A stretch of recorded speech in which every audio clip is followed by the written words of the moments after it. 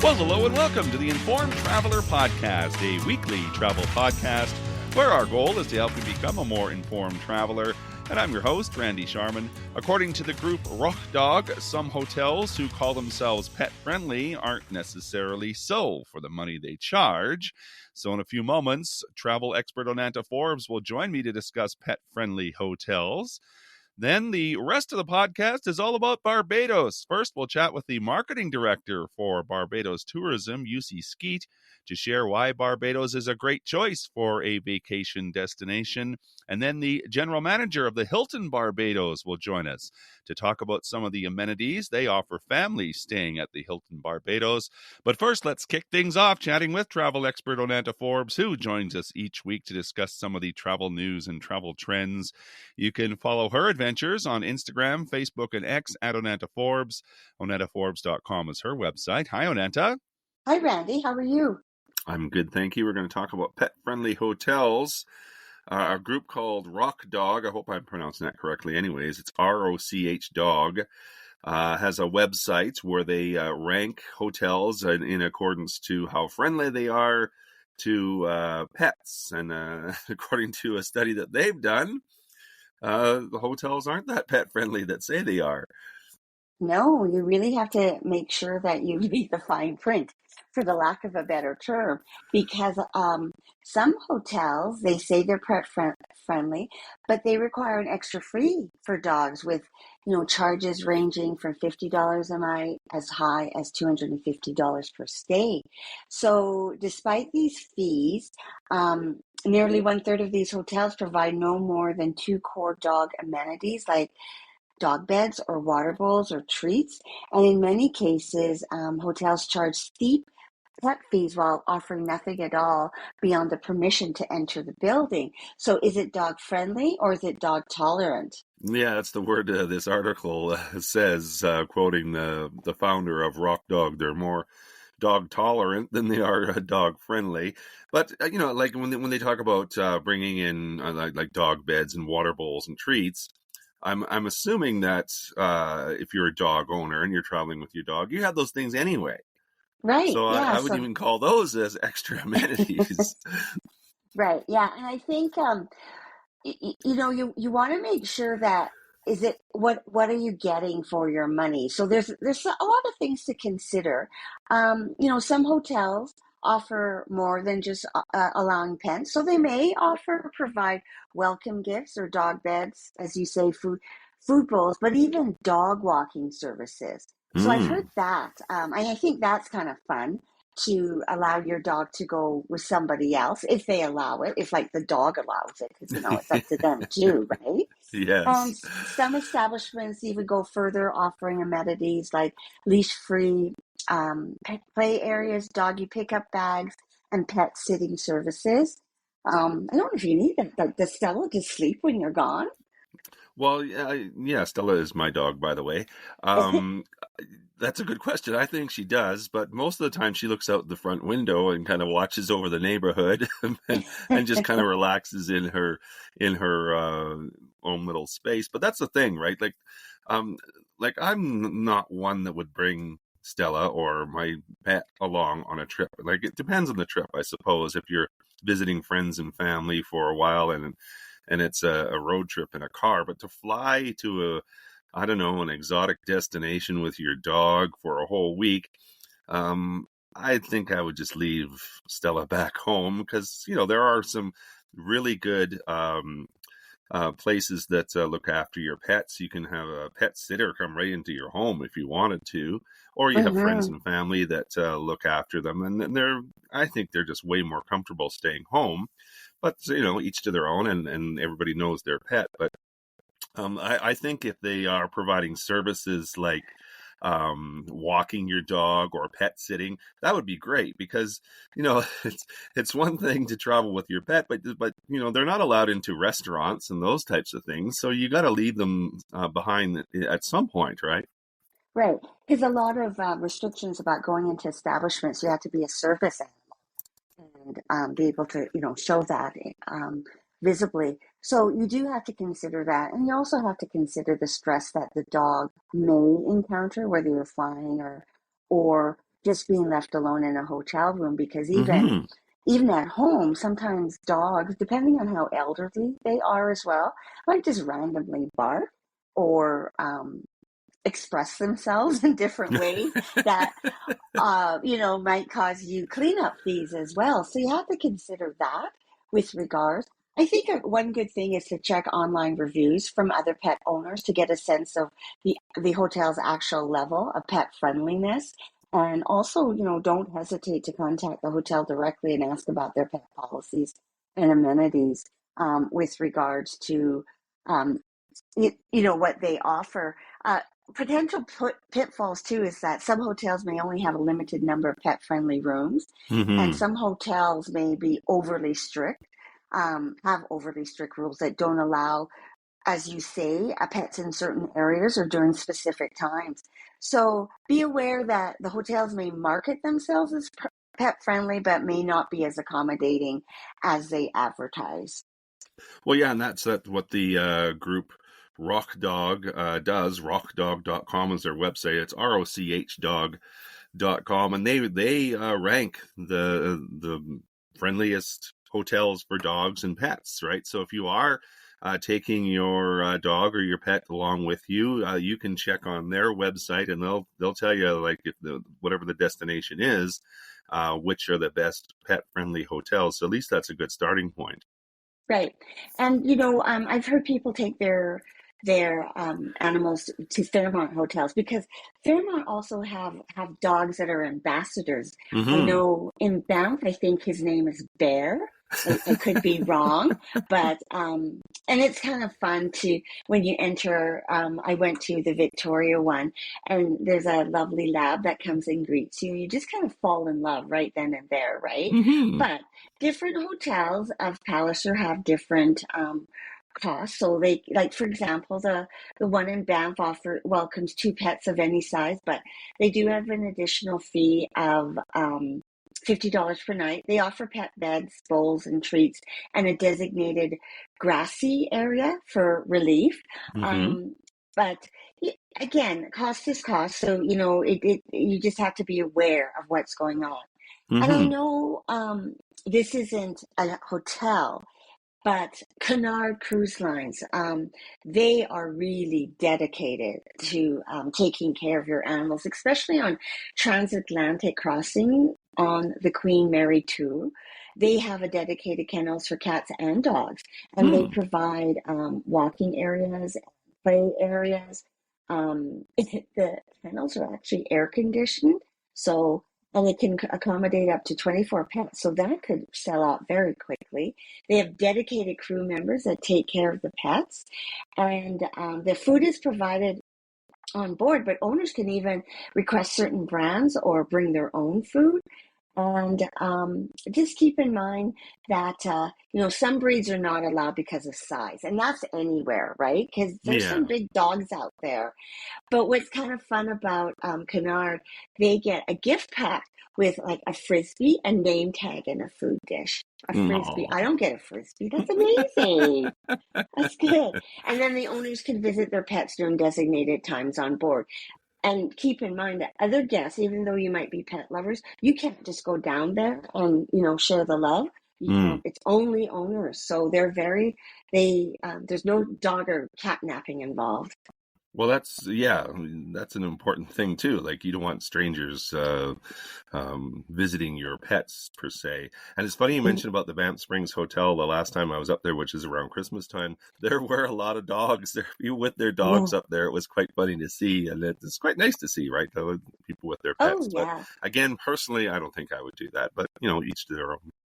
Well, some people are very attached to their pets.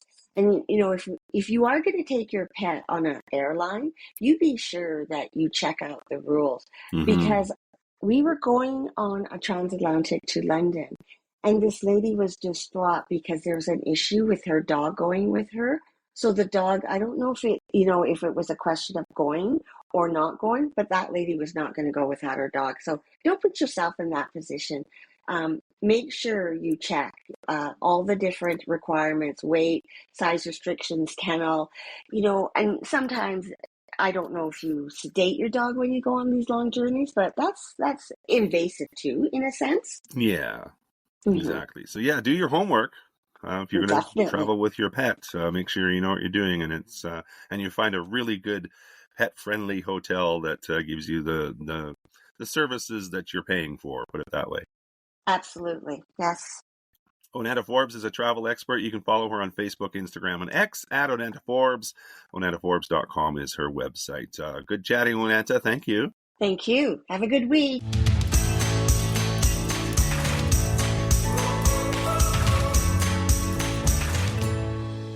This is the Informed Traveler Podcast. I'm Randy Sharman. Just want to remind you of our website, theinformedtraveler.org. That's where you can find our contact page if you have any questions or comments about the podcast or podcast segment ideas. You can also email me too with any questions you might have. My email address is randy at theinformedtraveler.org. And if you want to get up-to-date travel info through the week or just see a few amusing travel stories and links, you can like us on Facebook at facebook.com/informedtraveler, on Instagram at Informed Traveler, or on X at Informed Traveler. Plus, you can now sign up for our monthly newsletter. It's released at the beginning of every month. Our May issue is available now. Just go to our website, theinformedtraveler.org, click on the newsletter button, and it'll take you right there. Or, better yet, you can subscribe to it and have it arrive in your inbox each month. So let's talk about Barbados now. They're seeing record numbers of Canadians visiting them in recent years. So joining us now to share why Barbados is a great choice for a vacation destination is UC Skeet. He's the marketing director for Barbados Tourism. Visitbarbados.org is the website. Hi, UC. Hi, how are you doing, Randy? I'm doing very well. I'm excited to learn all about Barbados. It's been a while since I've been there. So, looking at some of the numbers, obviously Barbados is very popular with Canadians in the last year, and looking into this year, how are things been so far? Things have been going great, and I must say, you said it's been a while since you've been there. So I'm extending the official invitation for you to make sure you come back and visit us on the island very soon. I'm going to write that down. I Please do do, please appreciate it, do. but Barbados is truly a beautiful place to visit. I can see why it's a popular place to visit. Yes, and it's been very popular amongst Canadians. We've seen in the last year a 13% growth in Canadians coming down to Barbados, but the history between Barbados and Canadians goes a lot further. We have been welcoming Canadians to Barbados for more than 75 years, and they've had a really strong love affair with Barbados. We've seen that Canadians come to Barbados on a consistent basis. They've been coming for many, many years. For most of them, it's the most revisited island that they come to in the Hmm. Caribbean. And now we're even seeing that lots of Canadians are choosing to make Barbados their home away from home. So I believe that the ability to come to the island and have all these incredible immersive experiences, the fact that it's such a safe destination, and that energy from the people, I think really makes it a special place for Canadians. And that's one of the reasons we keep seeing them coming back. And we Mm-hmm. continue to look forward to welcoming them to our shores. Mm-hmm. Well, it's got a lot going for it. I'll say that. The culture is very similar. There's not usually there's not a language issue, and the weather. You got that going for you. That's for sure. It doesn't get any better than the weather, I'm telling you that. And with some of the cold days that we've still been having in April and now May, Barbados seems like the perfect place to be right about now. It certainly does. Okay, let's talk about some of the sites and activities visitors typically enjoy the most. I'm sure there's a long list, but what are some of the highlights that you always recommend visitors to see? Okay, so if they're into more like aqua adventure, I definitely would recommend taking a catamaran cruise along the western coast of Barbados, which is considered the Platinum Coast. It is a really amazing experience. You get to swim with the turtles, you get to snorkel wrecks. It includes food, full open bar, and of course, you have to add the dancing component to it. So I feel like that's always a great option for persons who enjoy the ocean and want to be on the water. There's also for those maybe persons in Vancouver and on the West Coast who are looking for surfing opportunities, Barbados is a big surfing destination. We host multiple international surfing championships on the island. So if you're a surfer and you want to come experience surfing in Barbados, or you want to learn to surf, Barbados is the perfect place to do it. You can't come to Barbados and not have a taste of history. We're home to the world's oldest rum. So I always tell persons coming down to the island, you have to visit one of the 4 distilleries on the island. Mount Gay is the world's oldest rum. It's been distilled since 1703. So you can do the Mount Gay Visitor Center, or you can go to the distillery and have a more intimate and up-close experience at the Mount Gay Distillery to the north of the island. But we have 4 operating distilleries, so lots of great options for persons to choose from if they want to get a taste of history. If you're looking for some adventure, Barbados is great for hiking. The Harson's Cave is one of the most popular attractions on the island. So I highly would recommend doing that. You have the option to drive into the cave on the tram. There's a rum tasting experience as well. You can do zip lining. There's an obstacle course. There's a bird aviary, or if you just want to relax by the pool. So it really could be a great option for families or persons who want to do multiple things all in one place. I think Harson's Cave is certainly a great option for that. If you want a little adrenaline rush, you're an F1 fan, then we have a premier car racing circuit on the island called Bushy Park. So that's also a great option. There's go-karting as well. That's perfect for kids. So it really is an island that offers lots of diverse options of things for persons to do. The island safari is one of my favorite things to do when I'm on the island, which really takes you into places on the island off the beaten path. You can stop at some of our local rum shops. You're really engaged with the people. So those would be some of the key standouts. But I think depending on what your interests are, we absolutely have something that meets the need of every traveler, whether it's solo travelers, couples, families, or friends just getting away for the time of their lives. Well, I would think, well, you had me at rum, so that would be one I would do. But some of the tours, a tour of the island, it's not a very big island, right? So you can see a lot in one day to get a kind of a feel for it, and then maybe go back a couple days later to something more specific. Is that a good way to explore? It's definitely a good way to explore. I say that people rent a car, get lost, and find your way back. I mean, it's such an easy island to move around. It's just 166 square miles.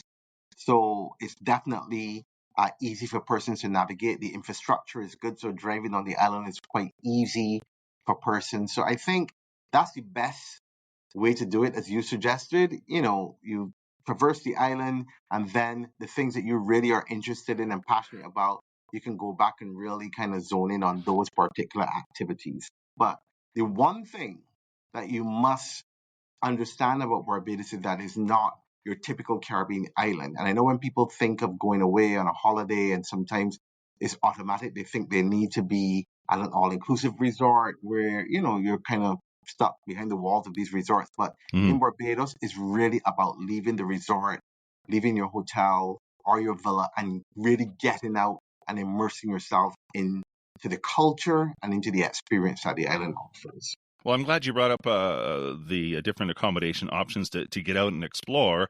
There are many things, so if no matter how big of a group you're with, you can fill those needs, right?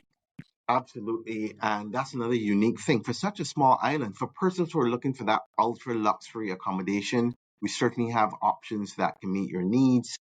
If you're looking for luxury, but more laid back luxury, one of the things that I would highly recommend, and persons don't typically think of this when they're going on holiday, but the ability to have, especially if you're doing multi-generational travel or you're traveling with a group of friends, is I would definitely say look at villa accommodations. It is probably the best kept secret on the island. You can get some really exclusive villas that come fully staffed. You can still have the amenities that you would have if you were at a resort. And I would highly recommend that as a great option, especially if you're traveling off peak, so between April and December 15th. I would say it's absolutely the way to go. You can live the life of luxury at a very affordable price. And there's so Nice. many villa options available. If you're looking for more boutique, bespoke properties, we have that as well.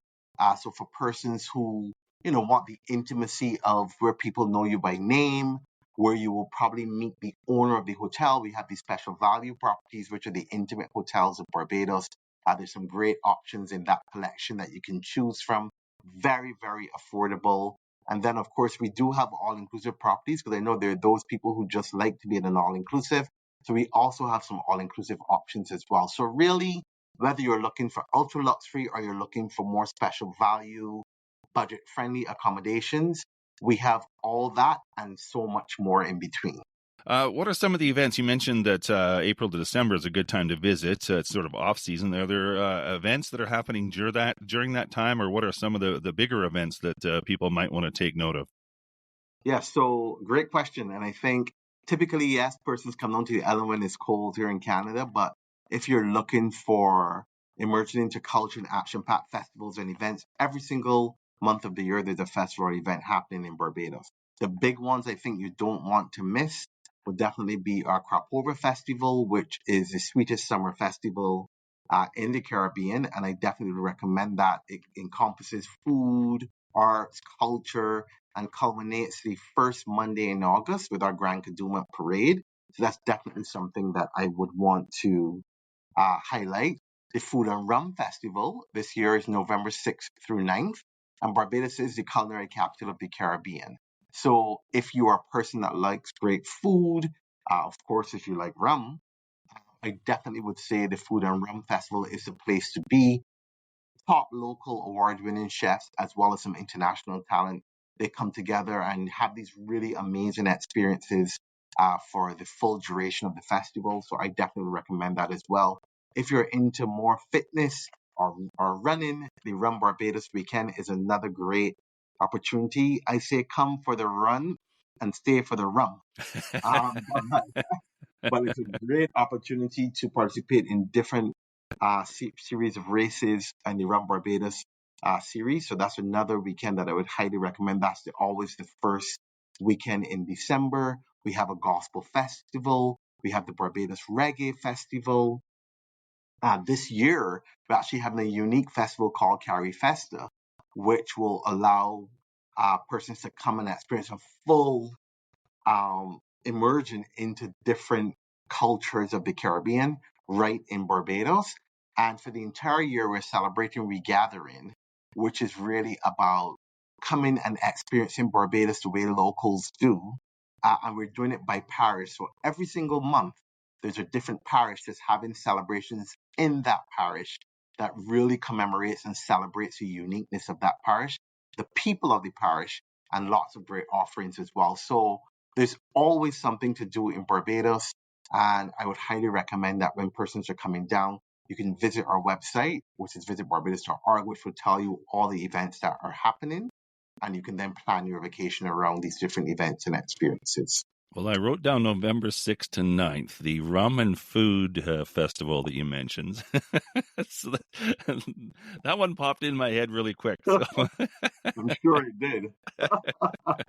So now, if we were meeting for lunch somewhere and you were going to recommend some foods that I try, what would you recommend? Okay, so if we're meeting for lunch, I would definitely say we're meeting at Champers. And I'm going to do this the other way around. I'm going to start at dessert. You must have their bread pudding. It is absolutely amazing. Ooh. I always try to make sure when I go to the island that I get some of the bread pudding for dessert from Champers. The fish is freshly caught, so it's very fresh fish. If persons are into pork, they make the most amazing pork chop you will ever have. That's one of my go-tos on the menu as well. The local soup of the day is always a great option. But then I would also recommend a place like Cocktail Kitchen. You want to try breadfruit, and they do an amazing roasted breadfruit, and then it comes with a lobster topping on top of it. They use a lot of local delicacies and turn them into an elevated culinary experience. You can get bakes. You can get baked with like a pulled pork. That's something that I would say you want to try. Our macaroni pie, you have to go to Oyster Fish Fry. Macaroni pie is a big thing on the island as well. Our national dish is cuckoo and flying fish.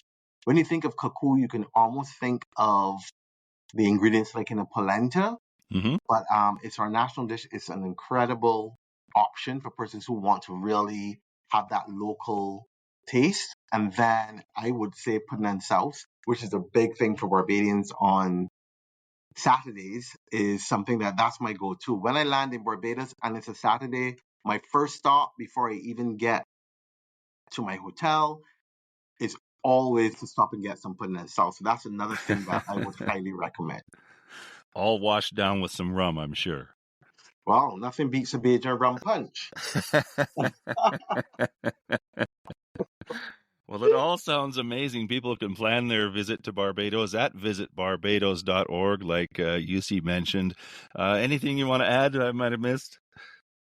I think one thing that I want to, I would say, reinforce is that you deserve a vacation. You deserve to treat yourself to an experience that is second to none. And I think sometimes, we work so hard, we're so caught up in the day to day components of life. But I want to remind your listeners that you truly deserve to do something that's special. You deserve to go to a place that when you speak about it, people want to listen, that they're intrigued by the experiences that you have, as opposed to getting a, oh, been there, done that kind of a situation. I think you really want to go to a place where you can elevate your escape. And Barbados is waiting for you to have that experience. So don't feel as though that, you can't have an experience that is second to none in Barbados if you have a specific budget, because there's something that's there for everyone. Our people are our best asset. It's very accessible to get to the island. You have daily non-stops out of Toronto. You also have a seasonal service with a non-stop out of Montreal. And interestingly enough, Vancouver has become the third largest market out of Canada to Barbados. So we're finding a lot of persons out of British Columbia who are coming down to the destination as well. So regardless of where you are in the country and you're listening, I will let you know that it is seamless connections to the destination, and you certainly will have the time of your life. Sold. And people can visit the website again, visitbarbados.org. UC Skeet is the director for Barbados Tourism for Canada. I appreciate your time, UC. Thank you so much. It's great being here with you.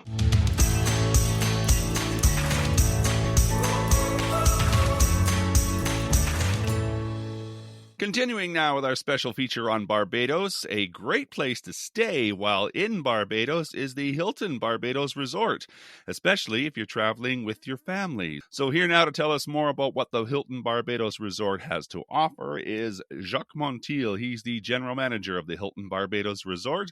Hello, Jacques. How are you, Randy? I'm very well. I think you're better than I am, though, looking by just going by the image of the Hilton Barbados Resort. When you say beachfront, you literally are surrounded by beachfront there. So you got a lot of choices, it looks like. Yes, sir. Absolutely. We are surrounded by three beautiful white sand beaches. One is our Savannah Beach, which is a great surf spot for the locals and tourists. We don't have a lot of people that come with their own surfboard here. Then we have Needham's Beach, which is right in front of the hotel. And then Pebbles, which is a very, very local beach, but also has phenomenal experiences. I will tell you later about the swimming with the horses when we get to that part. And there's an area that is very calm in the same Pebbles, surrounded by a levee that I call Baby Beach, because the water doesn't even move. It's just plain turquoise white sand beach water. So, wow. Well, you don't have to go very far to find beach, that is for sure. Your front door, basically. But your website also does mention that it's on a historic site. So maybe you can tell us a bit about that, and then we'll get into the nuts and bolts of the resort itself. Yeah, absolutely. No, we are, so far, for all my research, we are the only hotel left in the world that owns a historic fort. And then it is the Charles Fort. It's a 7th century fort. We have been restoring a lot of the part because it's a UNESCO heritage location. So it is extremely amazing what that fort does, what the history has been. It has never been defeated. It has seen multiple battles through several decades. And recently, about 3 years ago, we unburied the rest of the cannons and we restored them. So all the cannons around the fort are originally from 1500 to 1600 to 1700, depends on when they were built. But they are cannons that have served something on the fort. So we're very proud of it. Wow, that's amazing. Yeah, it's incredible to do that. And we're still working on that. Recently, we unburied the original flagpole, which it was about 250 years ago old, and we just lifted a Barbados flag in there about 6 months ago with the Barbados Defense Force. So it was a pretty emotional for a lot of people. I mean that fort obviously has been seen generations and generations in the island. Very nice. So let's talk about how many rooms, amenities offered. I understand that we're going to talk about, too, a new playground. So if it's great for families, it sounds like. Yeah, so we're, as a Hilton, we're a family resort. We also have a lot of meeting space. So we also do conventions and meetings. So it's a melting pot of what we can offer. The greatest thing is the meeting space and convention centers are separated to the left of the resort. So if we have conventions, they don't really interact with the infinity pool or the white sand beaches or the playground, so the families can completely be separated. They don't have to interact with groups or things going on at the hotel. So we're very flexible. 342 rooms. We have 14 suites. Three of those categories are very family friendly. We have 2 resident suites, which have 2 separate rooms with separate bathrooms and a full kitchens. So they're one of our favorites during the summer. People just rent them for long term. Mm-hmm. But all of our other 11 suites as well, they have 2 completely separate rooms with complete separate bathrooms. King with the king beds in the main room in the corners, and queen sofa beds on the secondary room. So very very family oriented. They have microwave, refrigerators, a lot of amenities. The family love it. And so that part, the playground, like I said, we have infinity pool and a 2-tier pool. One is an infinity pool and the other one is more like, it has a bridge that goes over the jacuzzi and activities. As far as dining, we have a great positioning. We have our main water restaurant is our Water's Edge right by the beach. So you have that place goes from 10 a.m. in the morning until 9 o'clock at night, nonstop. We also have the Lighthouse restaurant, which is our full breakfast daily, but we turn it into an Italian restaurant at night. So not very Bajan, but it is another offer that we give families here. We do have 2 restaurants that are also our pride and joy, and they are, the grill is a Bajan inspired, so it is more like a specialty restaurant, steak and seafood, but with the Bajan characteristics of the food. We use brown sugar from Port Vale meals here on the island. We use locally sourced vegetables and meats, so very, very inspired by the Bajan cuisine. And our bar, which is our Carina's Rum Stop, which only serves Barbados rum. We can talk about the Barbados rum. It is rum is pretty much was born in Barbados. So everything that is Barbados rum is in that Carina's Rum Stop, and we have entertainment 7 days a week. As soon as you said rum, I started to smile. We have a debacle on the rum because we already know history attributes that rum was invented and born in Barbados. However, there's a lot of great rums around the Caribbean. But we do pay a tribute to the rum around the world because there is the founding island of the rum with the molasses, the brown sugar. The Kill Devil used to be the first distilled part of the rum, and you don't want to try that one. definitely. Well, you're right. There is a lot of competition for rum, but Barbados is right up there as a leader. So, no shortage of rum, no shortage of things to do. It seems. Um, I wanted to ask: is it an all-inclusive? No, we are not all inclusive. We're one of the few hotels in Barbados that is a European plan. Mm-hmm. We have some packages that we can design, and we have designed for some leisure travelers that come in big groups of families. That we give them a wristband or a card, and we do some kind of package. But we prefer to stay with the European plan. Now, you did mention something to the effect of swimming with horses, that sort of thing. Tell me about that, and tell me about some of the other activities that people like to do.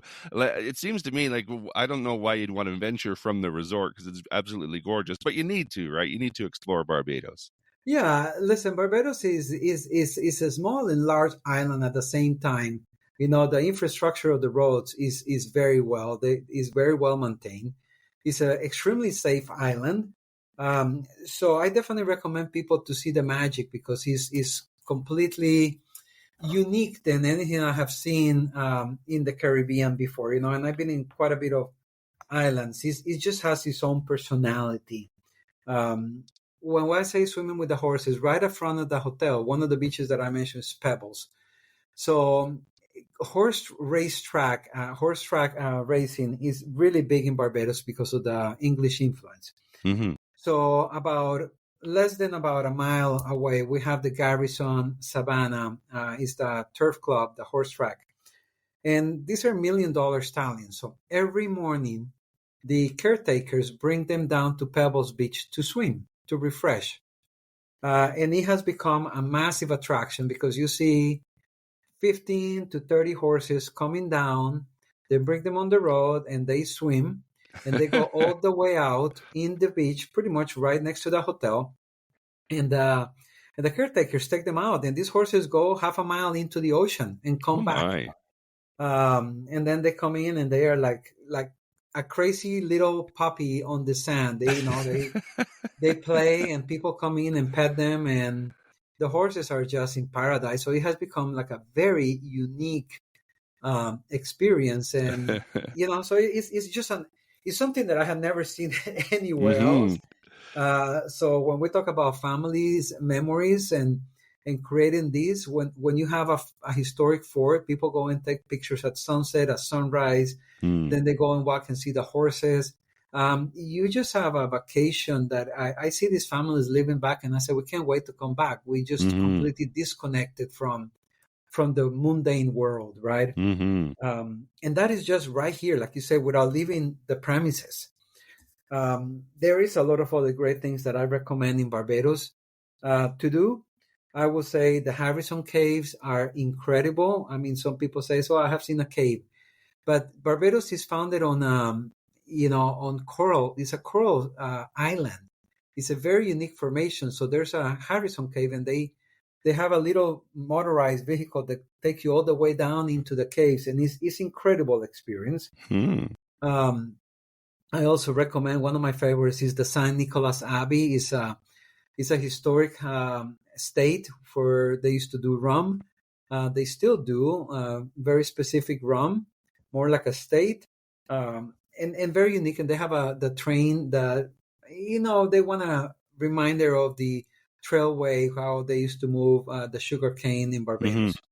So great little things in there, but then you have like the beauty of the island, the rugged East Coast where there's Bathsheba and Soup Bowl. That is a major surf spot, but not for the beginning. Those are big waves and very very rough oceans. But that is there's a lot of competitions in there, and obviously you have the South Coast, which gives you the flair of Oistins, where all the fishermen's and the the typical Bajan crab cakes and fish cakes come from, and then the West Coast, which is more like more like fancy calm waters.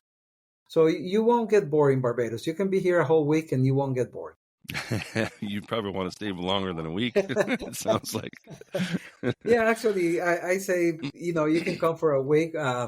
Most people from the United States do our traveler from the US stays here about 6 to 7 days. The European traveler from Germany and the UK tend to stay longer, 10 to 12 days. Yeah. But that is, different markets, and we're a melting pot. Half of our market comes from the US, about half from the UK and Europe. And then we do have some contingency from the Caribbean and South America. So it's a great melting pot. Mm-hmm. It seems like the weather is beautiful all the time. Is there a good time to go, best time to go, or is it's just nice 365 days of the year? You said it. I mean, it doesn't change. It gets a little bit more humid during what we call can be summer, right? During December and those months. But on the overall, there's no issue. There's no bad day to come to Barbados. Well, you're living in paradise, it sounds like. Anything you want to add that I might have missed? No, that's one of the things that we tell people in Barbados. First of all, from the hotel, like you said, we have all of our rooms are ocean view rooms. We're surrounded by white sand beach. You can see it on the pictures. We have a historical Charles Fort, UNESCO World Heritage. Our hospitality of the Bajan people is unique, is very friendly. And then obviously the folklore and the culture and the heritage that this island has. I mean, I can tell you we match the hotel when people come and say, what can I do in Barbados? There's the calypso, the music of calypso and the steel pan. The crop over is the festival in July, which is more like, some people call it carnival. In Barbados, we don't call it carnival, we call it a crop over. Because it's when the sugarcane crop is over and they have cut it and they are just letting it settle. Everybody parties, right? That was in the good times, where it was all an island of just sugarcane producing. The diving underwater here is incredible. The food sampler to the Caribbean is amazing. You have like I say, Harrison. You have the horse track racing. You have the rugged coast, and you have the rums. You have the rum history. So there's so much cultural heritage, blending history to come here and see and do that. I mean, it's just a great destination to be. Well, you had me at rum and beaches. So it absolutely looks gorgeous. Jacques Montiel is the general manager of the Hilton Barbados Resort. You can see all the images on the Hilton website. Real fun chatting with you, Jacques. I really appreciate it. Randy, you're welcome to come anytime. And that is our show for this week. If you have comments or questions, we'd love to hear from you. If you have a show idea, send that along as well. My email is randy@theinformedtraveler.org. And if you like what you heard, tell a friend. You can check out our website too at theinformedtraveler.org. In the meantime, thanks for listening, travel safe, and be an informed traveler.